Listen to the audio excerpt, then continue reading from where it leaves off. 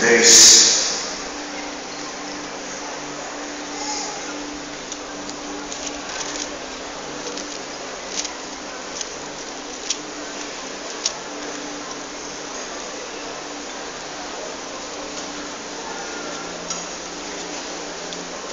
A partir do versículo 25.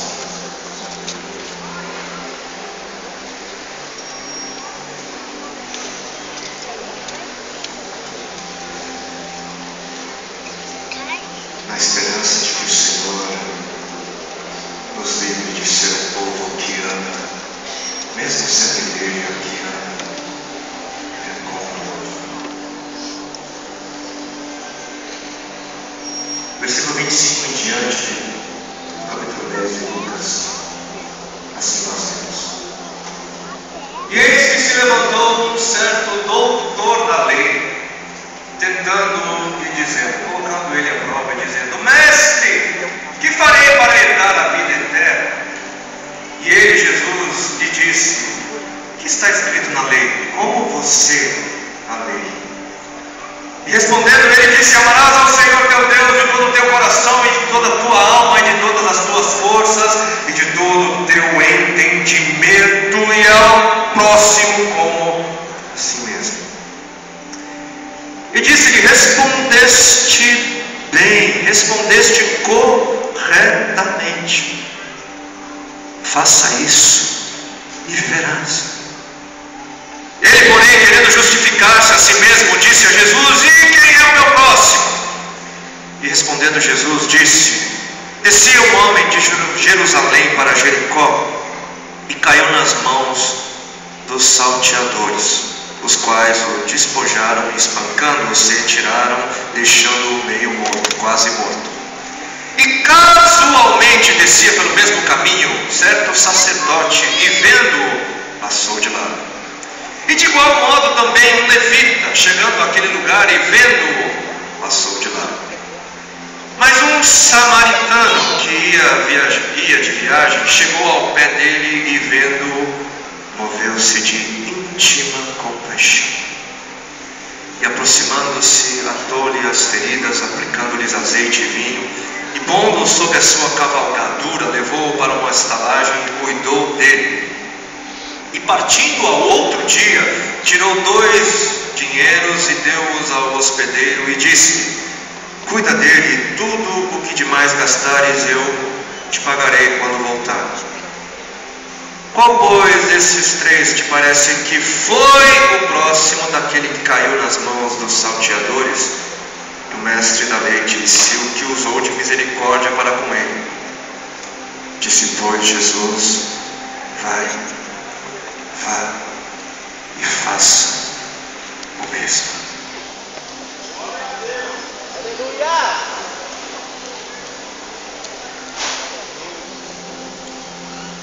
Que o Senhor nos dê ouvidos para ouvir, um coração para receber, uma mente para apreender aquilo que Ele tem para nos dizer nesse finalzinho de tarde. Amém? Amém. A gente não sabe ao certo se a história do bom samaritano foi uma história que realmente aconteceu ou se foi apenas uma narrativa, uma ilustração que o Senhor inventou para nos ensinar algo importante. Eu sei que talvez na sua Bíblia, em cima do texto, esteja ali o título, a parábola do bom samaritano, mas a gente sabe muito bem que esses títulos não foram inspirados, eles são sugestões humanas que às vezes podem nos levar para outras direções. Mas se essa história que o Senhor nos contou foi verdadeira, é impossível a gente calcular o tamanho da influência que um simples homem, uma pessoa, gerou nos corações de homens e mulheres ao longo dos séculos e séculos de cristianismo. Quantas ações, quantas organizações, quantos atos de amor não foram inspirados por essa pessoa, por apenas uma pessoa. E o que estava acontecendo aqui? Não fazia muito tempo o Senhor havia iniciado a sua missão de proclamar o Evangelho. E Jesus, o Senhor, ele não apenas pregava, mas ele curava os enfermos, ele expulsava demônios, ele ressuscitava os mortos, e isso fazia dele uma pessoa muito querida, uma pessoa muito popular. Só que quanto mais a popularidade do Senhor crescia, mais a oposição por parte dos líderes religiosos e invejosos, enfim, inescrupulosos, crescia. E esses líderes religiosos acusavam Jesus de trazer falsos ensinamentos e acusavam Jesus de ter um estilo de vida condenável, porque afinal de contas Jesus se sentava com prostitutas, com pecadores, ajudava o fraco, o pedinte, o miserável, mesmo no sábado, mesmo que o sistema dissesse o contrário. E por isso esses líderes passaram a tramar contra a vida do Senhor e sempre que possível tentavam fazer Jesus dizer algo que pudesse ser usado contra ele. E em versículo 25, então, certa ocasião, um perito na lei, um doutor da lei judaica, alguém que tinha peso, tinha título, e que talvez pudesse pegar Jesus e incriminá-lo numa resposta, ele se levantou com o intuito de pôr Jesus à prova e ele disse publicamente: Mestre, o que preciso fazer para herdar a vida eterna? E Jesus, em sabedoria divina, responde a pergunta com outra pergunta e diz: o que está escrito na lei, como você a interpreta? Ele jogou a batata quente de volta. E o doutor da lei, rapidamente, ele responde: amarás o Senhor teu Deus de todo o teu coração, de toda a tua alma, de todas as tuas forças e de todo o entendimento, e amarás o teu próximo como a ti mesmo. Oh, glória a Deus, aleluia. O discurso estava na ponta da língua de cor, salvo tivesse decorado. E Jesus, o Senhor, em seguida vai dizer a ele: respondeste corretamente. E eu gosto de crer que se o mestre da lei tivesse tido tempo, ele talvez teria enchido o seu peito e pensado ou dito: mas é claro que eu respondi corretamente. Eu sei de muita coisa. É claro. Só que Jesus, o Senhor, ele não parou por aí. Ele disse: respondeste corretamente, mas ele logo diz: faça isso que você sabe, e viverá. E aqui eu gosto de imaginar um doutor da lei tendo um surto, um piripaque, e dizendo: não, espera aí, não, espera aí, mas eu não faço. Não, o meu negócio não é fazer, o meu negócio é saber. Eu sei, eu conheço todas as doutrinas, eu sei de muita coisa. Mas viver o que eu sei, não, espera aí. E querendo se justificar, perguntou a Jesus: e quem é o meu próximo? A resposta que o doutor da lei deu à pergunta do Senhor foi o resumo de toda a lei de Deus. E o Senhor tem um desejo de nos mostrar algo através da lei. E aquilo que o Senhor quer nos mostrar através da lei é que fora do amor não é possível vida. Que a vida só existe, a vida só pode existir onde há amor. A justificativa da vida é o amor. O amor é a essência da lei de Deus. O amor. O amor. Mas amor a quê? Amor a quê? Porque todo ser humano, ele nasce com a capacidade de amar. Só que ninguém hoje, depois da queda, nasce amando quem deve ser amado. E foi por isso que o Senhor, ele teve que nos revelar que existe uma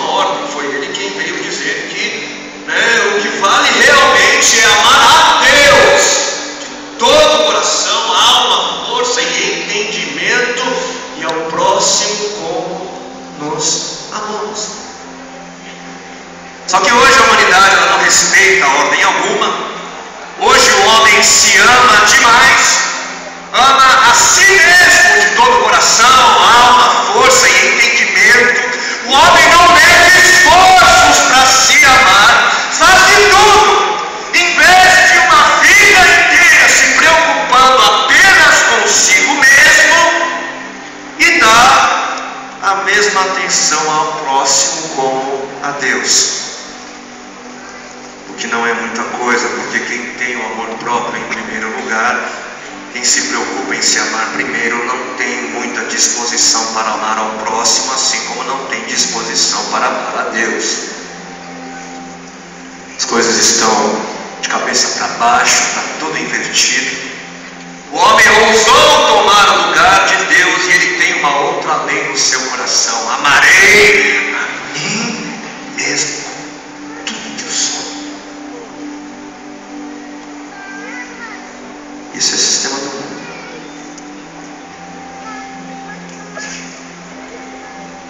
Mas voltando ao texto, e quem é o meu próximo? Perguntou o doutor da lei. Essa pergunta do versículo 29 revela o mesmo sentimento que nós muitas vezes temos quando se trata do amor ao próximo. Porque com essa pergunta, na verdade, o doutor da lei ele queria saber até onde iam as suas responsabilidades. Ele queria saber até aonde, qual é o limite de se fazer o bem. Mas será que nós não somos iguais quando se trata de nos doarmos, de nos sacrificarmos? Será que muitas vezes nós também não queremos saber até onde exatamente devemos amar? Né? Qual é o limite? Porque se a gente amar demais, se eu for além dos limites, Deus que me livre, né? Deus que me livre de amar demais, é prejuízo danado. Mas quando é para receber uma bênção, ó Senhor, que seja sem limites. Ele queria saber exatamente até onde ia o seu dever de amar, para ver se encontrava alguma justificativa na sua falta de amor. Ele estava procurando uma boa desculpa. Ele estava precisando de uma boa desculpa. Boas desculpas não faltam. Mas enquanto a maioria busca, se preocupa em querer saber até onde devemos ir quando se trata de se amar ao próximo, Jesus ele nos surpreende com a sua resposta, uma pergunta retórica ali no versículo 36. Ele faz um rearranjo da pergunta original do doutor da lei ali no versículo 29. Jesus ele muda a pergunta de quem é o meu próximo para quem foi o próximo. Se você comparar o versículo 29 com o versículo 36, é como se Jesus tivesse mudado a história. Ele mudou a questão. É como se ele estivesse dizendo: olha, não se preocupe em querer saber quem o próximo é, mas se preocupe em ser o próximo, em ser. A questão não está no quem o próximo é, a questão está no quem é você. E se você é filho ou filha de Deus, então você é o próximo de todo aquele que carece de amor. Você é o próximo. Não depende de quem o outro seja, mas depende de quem você é.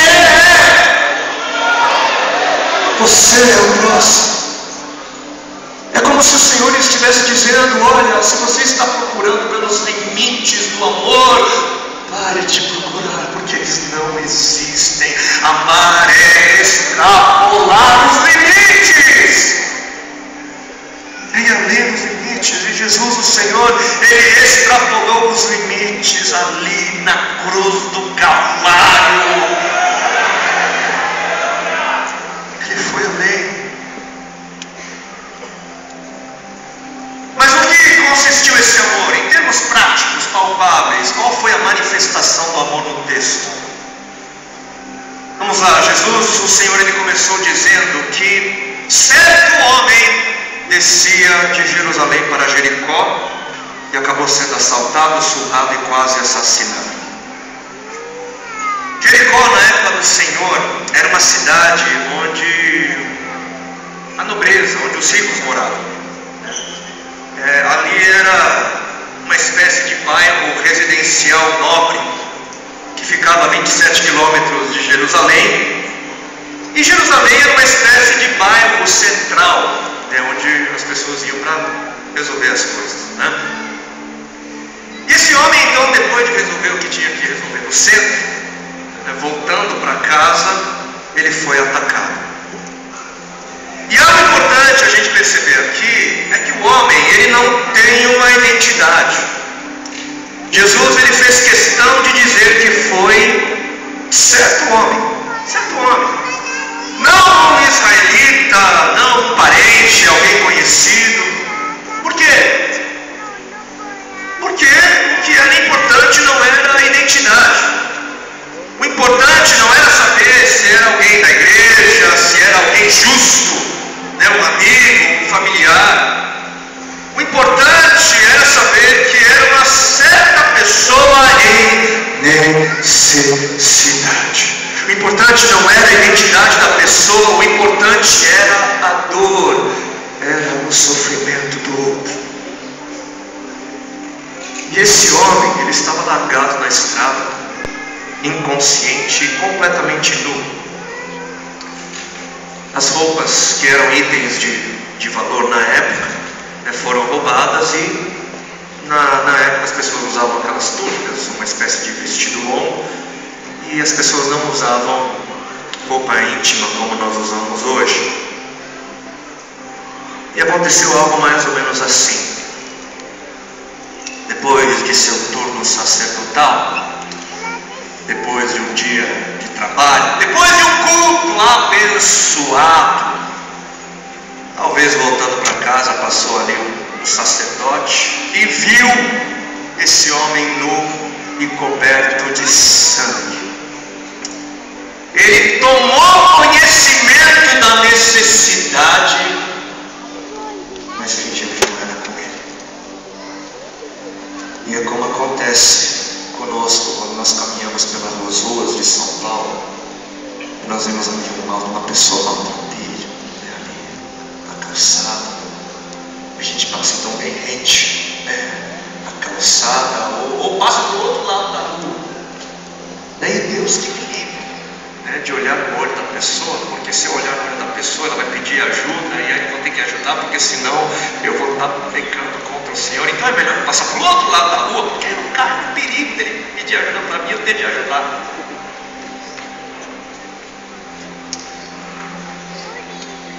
E aí passou logo em seguida um levita, que também ele viu, e tinha ministrado um monte. O culto tinha sido fogo puro, todo mundo tinha pulado, chorado, mas ele também viu a cena horrenda, grotesca, tomou conhecimento da dor alheia, mas também fingiu que não era com ele. E é como quando a gente fica sabendo que o irmão, uma irmã está precisando, está em necessidade, enfim, está passando por alguma dificuldade, e você fica sabendo e você evita de perguntar para aquele irmão, se está tudo bem, porque ele vai dizer ou ela vai dizer que não, que está precisando de ajuda, e você vai ter que se envolver, e vai ser aquela dor de cabeça. Não deixa para o diácono, não deixa para o pastor, não.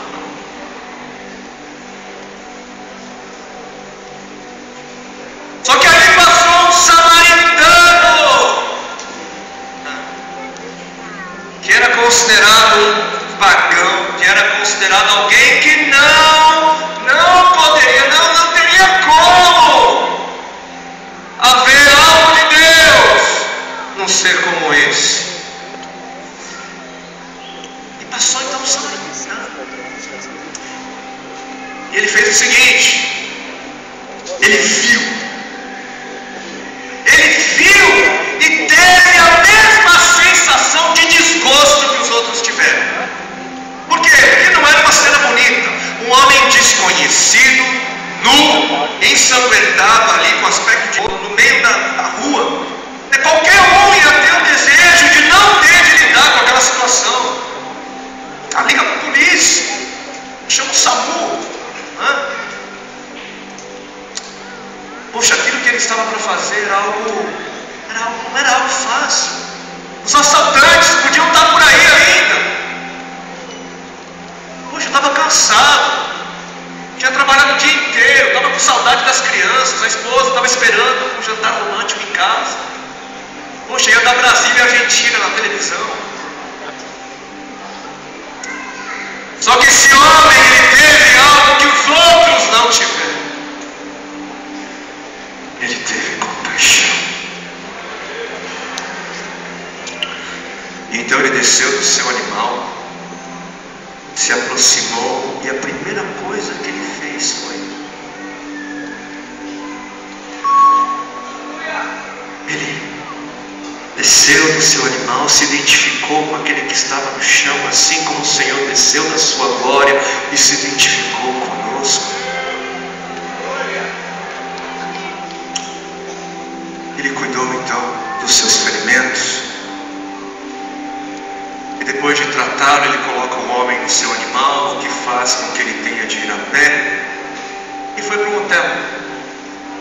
E lá ele ainda passa a noite toda cuidando do homem. No dia seguinte, ele vai lá para a recepção e diz: olha, vocês me conhecem, né? Eu sou um homem de credibilidade, não sou? Então, ó, ele vai ficar, tá? E o que ele gastar mais, depois eu volto. Pode ser? Pode ser, né? Porque eu sou um cara de credibilidade, né? Além de entender de amor.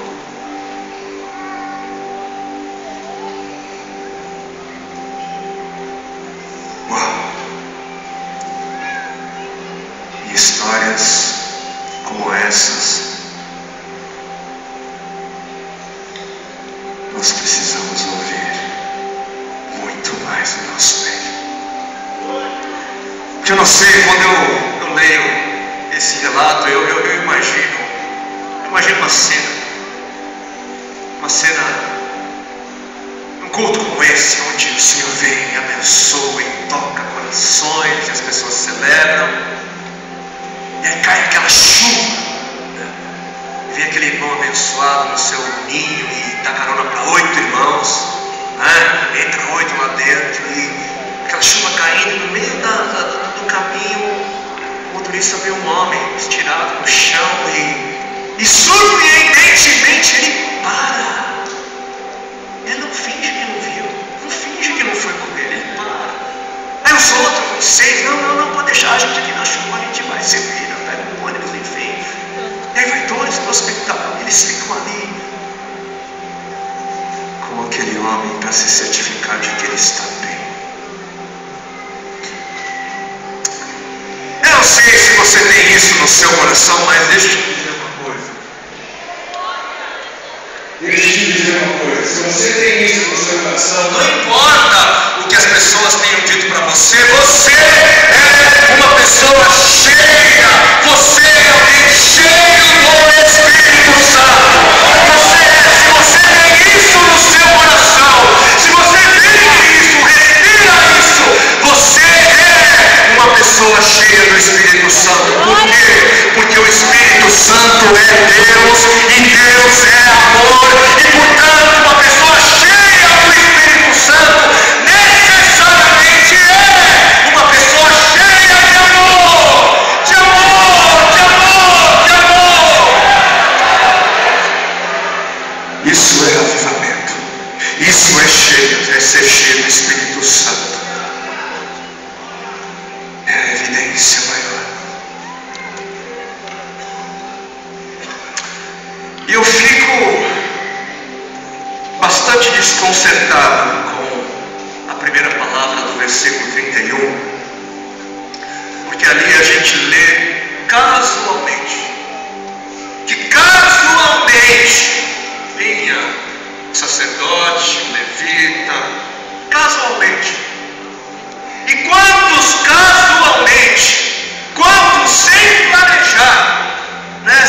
Quantos sem que eles tivessem marcado aquilo na agenda,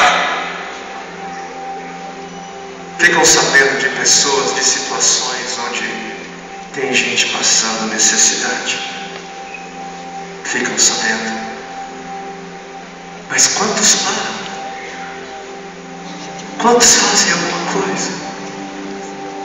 Quantos há muito tempo têm deixado de agir com misericórdia e o coração delas acabou endurecendo? Porque quando eu leio casualmente, quando eu vejo essa palavra casualmente, eu ouço o Senhor dizendo, sabe o quê? Esteja sempre preparado, esteja sempre pronto para amar. Juliano, esteja sempre pronto para amar. João, esteja sempre pronta. Maria, esteja sempre pronta para amar. Porque a qualquer momento eu posso colocar alguém no meio do seu caminho que esteja precisando do meu amor.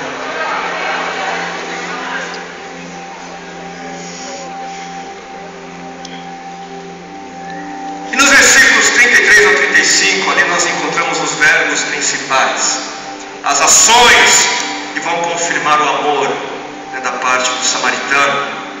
Primeiro ele viu, ou seja, ele tomou conhecimento da necessidade, e ninguém precisou vir até ele pedir ajuda, ninguém. Ele viu a necessidade e ele tomou providências. Muitas vezes aqueles que estão precisando de amor não conseguem chegar até nós para dizer que estão precisando, mas nós sabemos. É do nosso conhecimento. E em seguida ele se compadeceu, ele teve compaixão, ele se colocou na posição da vítima.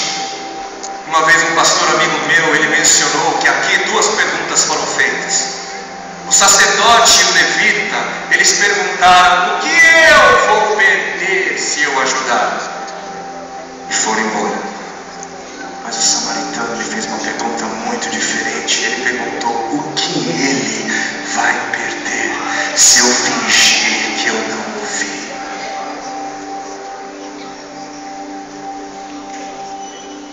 E ele se aproximou, enfaixou, derramou, colocou, levou, cuidou, pagou e prometeu dar continuidade. Ele iria se responsabilizar pelo bem daquele homem ainda depois. E com esses verbos, com essas ações, fica muito claro aquilo que a Bíblia busca definir como sendo amor.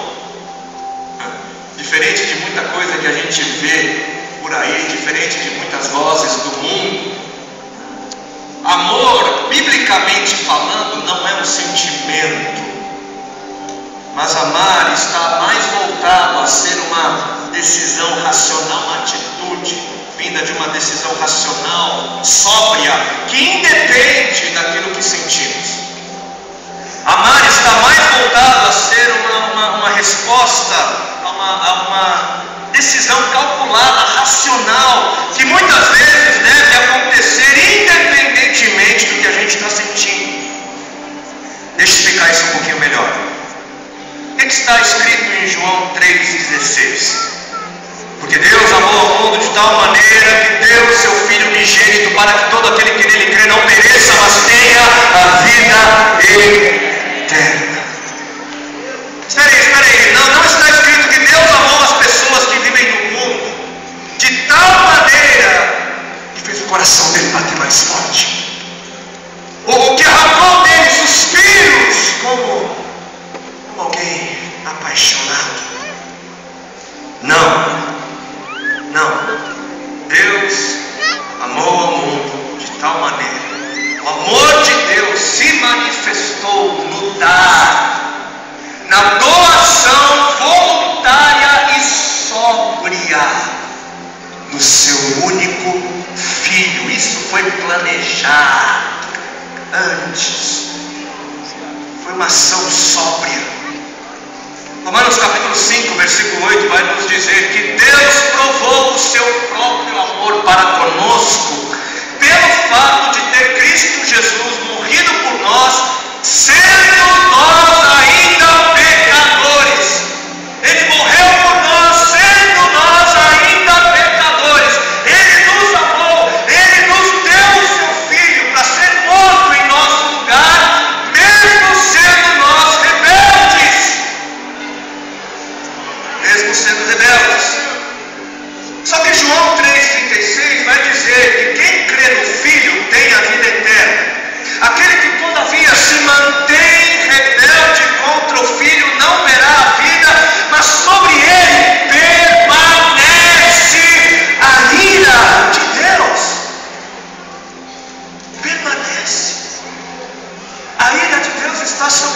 aqueles que são rebeldes contra o Filho. A ira de Deus estava sobre nós antes de nos rendermos a Cristo. Estava sobre nós. Mas não se deixe enganar. Deus ama a humanidade, mas Ele escolheu amar a humanidade. Não foi porque Ele estava doente de paixão, cego de paixão. Ele ama não porque Ele sente, mas ama apesar dos seus sentimentos. Porque o sentimento de Deus para com os que se mantêm rebeldes contra o Filho é de ira. Ira santa, mas ira mesmo assim. Deus não muda, Ele continua o mesmo ontem, hoje e sempre. E no passado o pecado trouxe desgosto ao coração de Deus, e hoje o pecado ainda continua a gerar mal-estar, desgosto, ira. Mas a figura do nosso Deus irado não é a figura de um Deus pagão que se descabela e solta fumaça negra de raiva. Não é. Deus tem tanto poder, Ele é tão poderoso que apesar da sua ira, apesar de sermos pecadores, Ele é capaz de nos amar. Ele é tão poderoso que é capaz de simular, de derramar graça sobre o justo e o injusto, apesar dos seus sentimentos. Ele toma decisões sóbrias e independentes do que está sentindo. Ele ama e continua amando apesar dos seus sentimentos.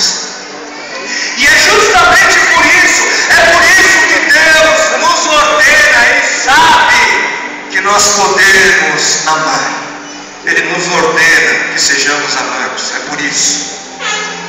Por quê? Porque toda a lei de Cristo se resume no amor.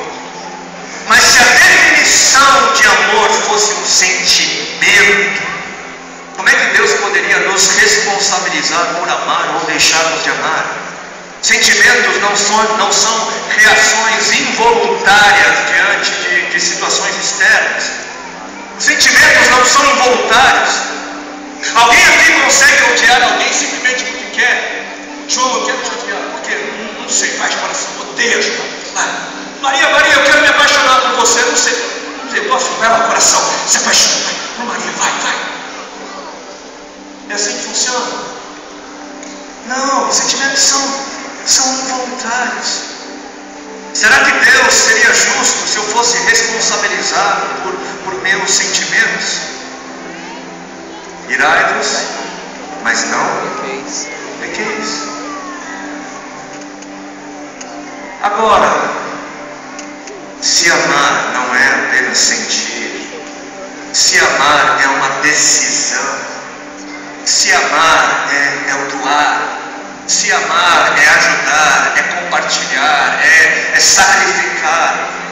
Se o amor é algo do qual eu tenho controle, então Deus pode sim me cobrar, pode sim nos responsabilizar por termos amado ou não.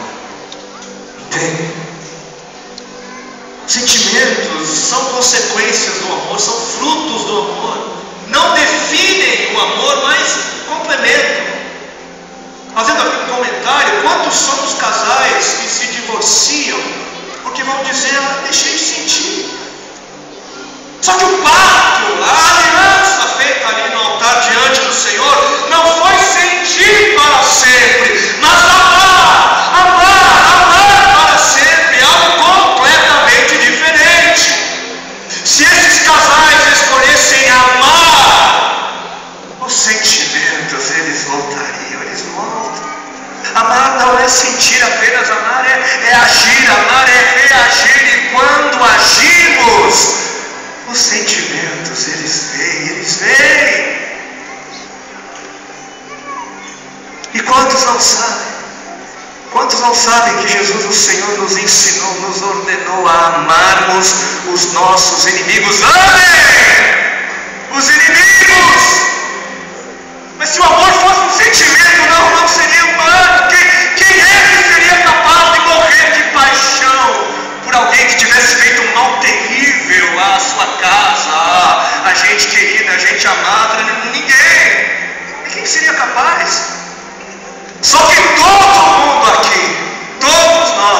sermos capazes de dar um prato de comida até mesmo para o inimigo. Por quê? Porque para eu dar um prato de comida eu não preciso de sentimento. Para eu dar um prato de comida, mesmo ao inimigo, eu só preciso saber o que é o amor.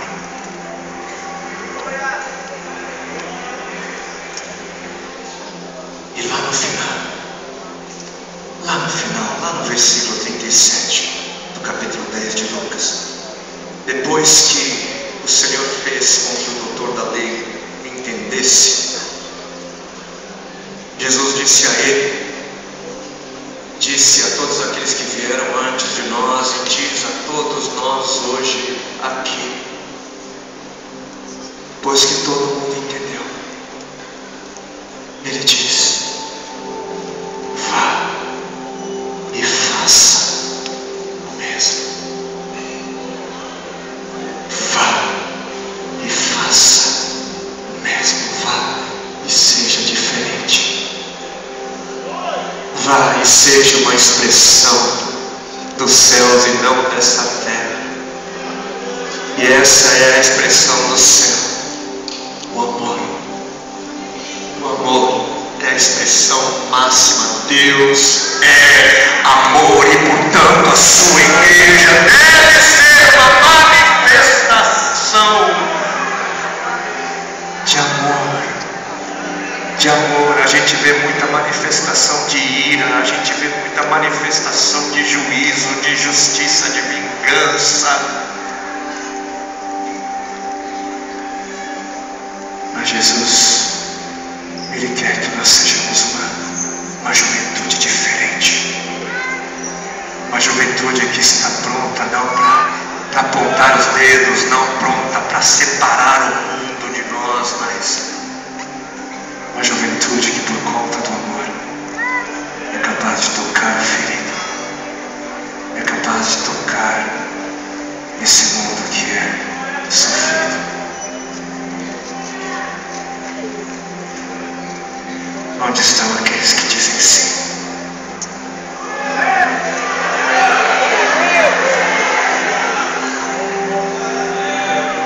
Se você diz sim, levante do seu pé.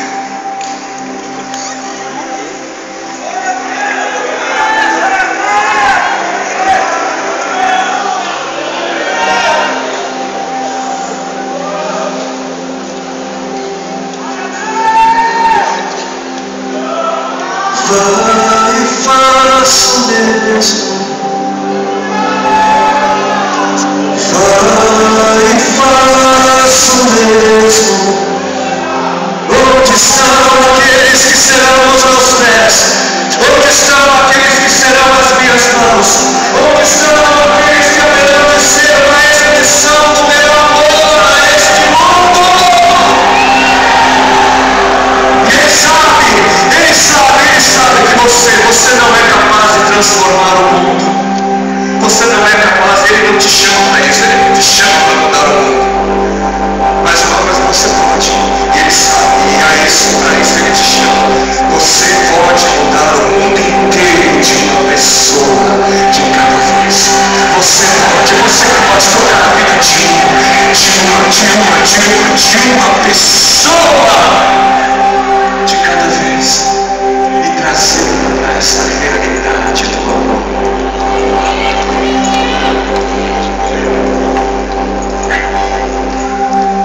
Vai e faça o mesmo. Onde estão aqueles que dizem sim? Onde estão aqueles que dizem eis aqui? Eis aqui. Eu quero ser uma expressão do alto. Eu quero ser uma expressão do céu.